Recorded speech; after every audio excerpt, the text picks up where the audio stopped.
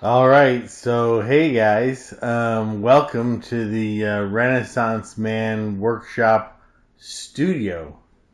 Hey, I finally had time to put a little space together to start making some of these videos, so I'm not, I don't know, standing on the porch or in the workshop. But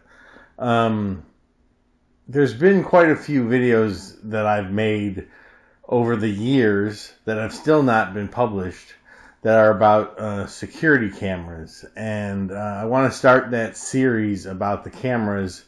I've had quite a few different manufacturers over the years, mostly because of the business that we had. We started with Night Owl and Swan, and I'm using Reolink right now. Now, of course, we don't have that business anymore, so I've kind of adapted some of that knowledge and some of that equipment over to the house. So here we are. Hopefully we'll be able to make some videos at a better pace. I promised myself I would not get as involved in making videos as doing projects, right? And I wasn't going to start writing scripts, and I wasn't going to have notes. And, I don't have a production team. It's just me. Obviously, based on the quality of these videos. But I had to take a few notes here, and it pains me to know that I did that.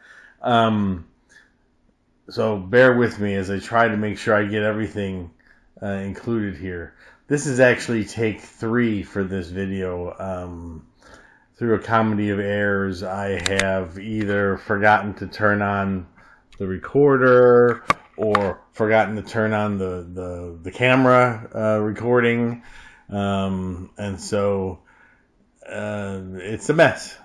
So let's see if we can get through one. I wanted to talk about, I'm going to do a series of videos on different cameras, because what I've done, I have 4 wired power over Ethernet cameras on the house, and then I have 5 more wireless cameras around the property. When we started this project, and I'll show you these cameras, the wired ones were obviously the way to go. They're more reliable.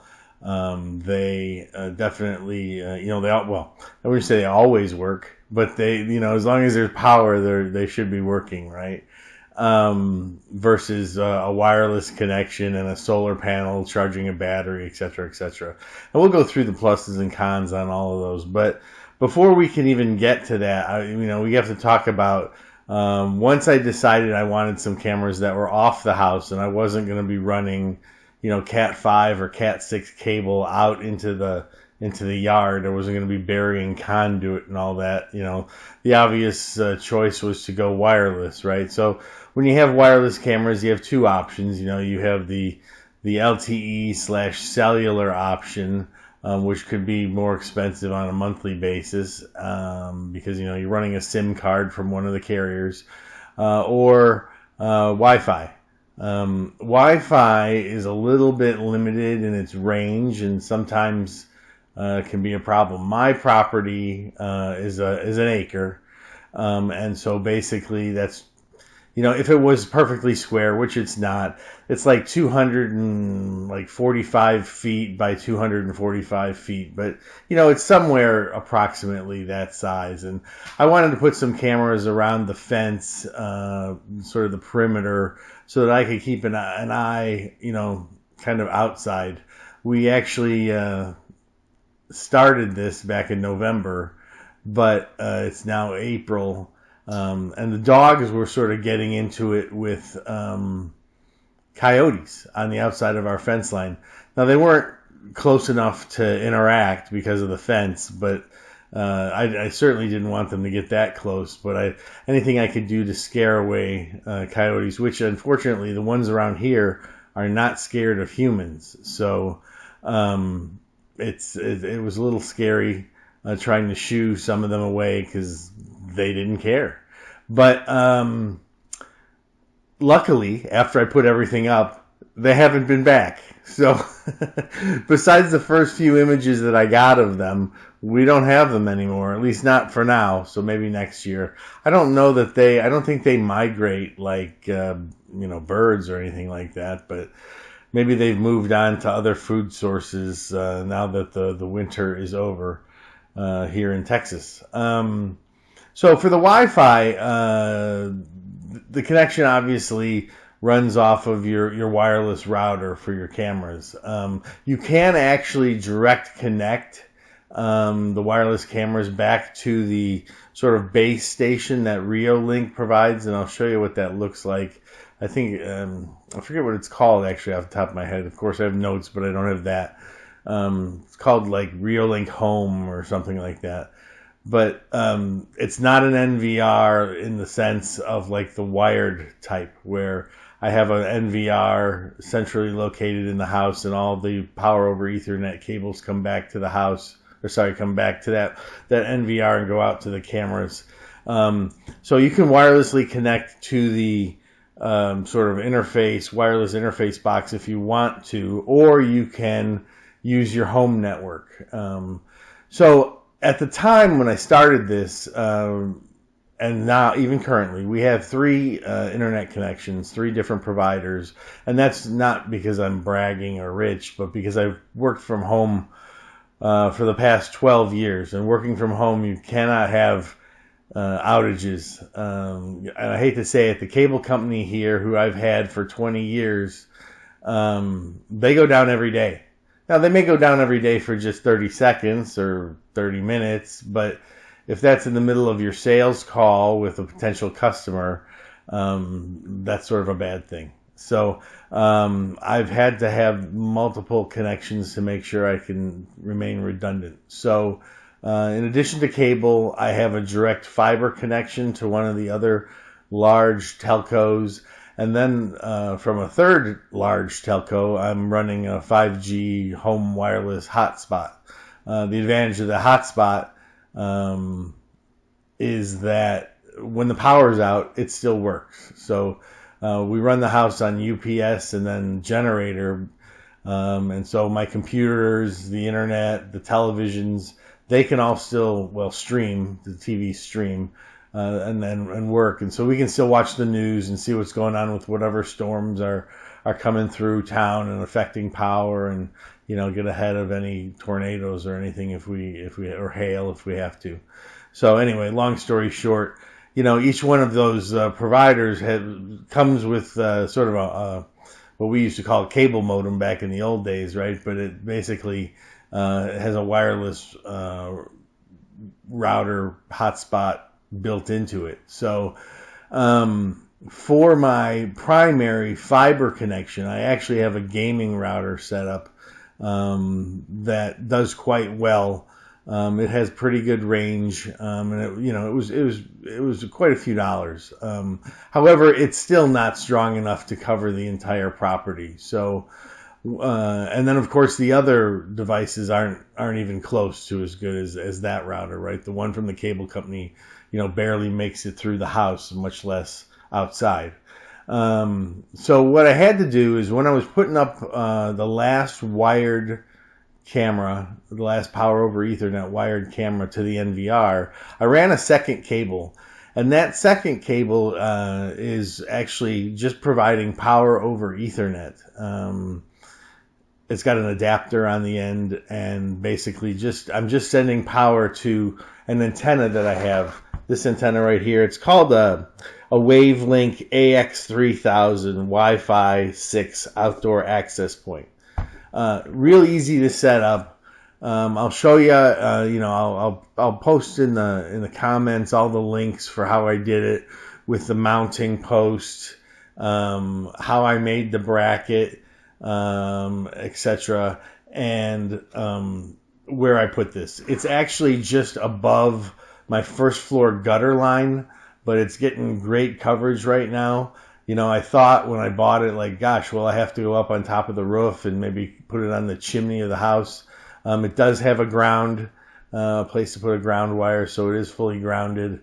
But I didn't have to do that yet. So, you know, never say never, but right now, hopefully I don't have to go up on the roof or rent a lift to get up on the roof. But that's basically the story. So let me run you a video of the day I was hooking or connecting this up physically to the bracket. and give you a kind of a look at what we did on the back side of this antenna. It's just flat and it has 4 mounting holes. And I made a bracket. Actually, here, let me show you the CAD drawing. And on the CAD drawing, you can see, so I've got the 4 mounting holes for the back of the antenna. And then on the other side of the bracket, I just made sort of a hole where the pole mount goes slips inside.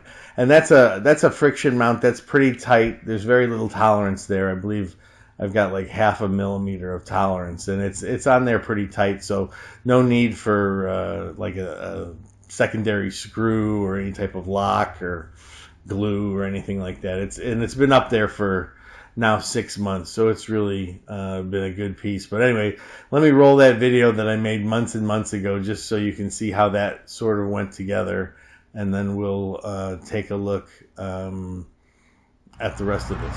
All right, so hey guys, moment of truth. Last night I completed printing this 3D bracket pole mount for the Wi-Fi antenna, which is right there. Anyway, I shoot these videos out of order a little bit, so obviously you already know about this antenna and why I have it and what it's doing for us. But this bracket right here is it, right? So this is going to go into the pole mount, and then hopefully these screws align with the back plate here. So let's see how this goes.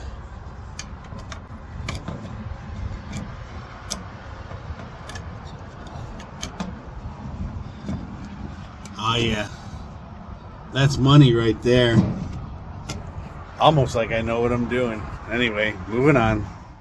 Now we're back, and one of the things I like to do is have an example of the brackets that I make, which is usually easy to do, because I'll be honest with you, when you do these, I often make the mistake of drawing in the CAD world to perfection. 0 tolerance, everything is exactly the correct size, and that's of course not reality. So usually I have extra parts. That particular piece I got real lucky, and the first one I made was perfect. So that one ended up on the house, and I don't have that piece. But as we go along through these videos, I'll show you the different kind of mounts that I had to make for each one of the different types of cameras. For the most part, I've always used the same mounting bracket from Amazon. I've used that for my mother's. She's got a robotic mower, and so we had to put an RTK antenna on her house, and video cameras. Oh, and then of course this as well, this antenna. So it's an inexpensive universal mount that comes in handy. It can be bolted to wood. It can be bolted to your brick. And then I also use some U-bolts to mount it to my fence post. They're 2x2 metal fence posts, and if you've used the U-bolts, it goes together great. And so for me, that's been my go-to. So that's sort of what I wanted to cover on this. The setup is really easy. Obviously, once you get it connected and powered up, you use your phone, you log into the access point, and you tell it how to operate. For me, it's just sort of repeating my home network, right? So it comes in as my home SSID, and then it broadcasts out a slightly different one. But that's got really good range, and that's been really good for me so far.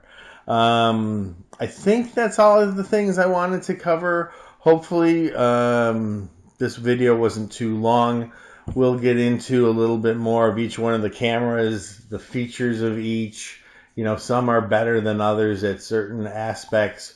These are all residential type devices, so I did run into a situation where one of them I have sort of watching the entrance to our subdivision, and because of the amount of activity that's out there, that would run the battery dead over the day. So I had to build an external power source for that. And we'll go through that video hopefully soon as well. But anyway, I hope that's enough information for now.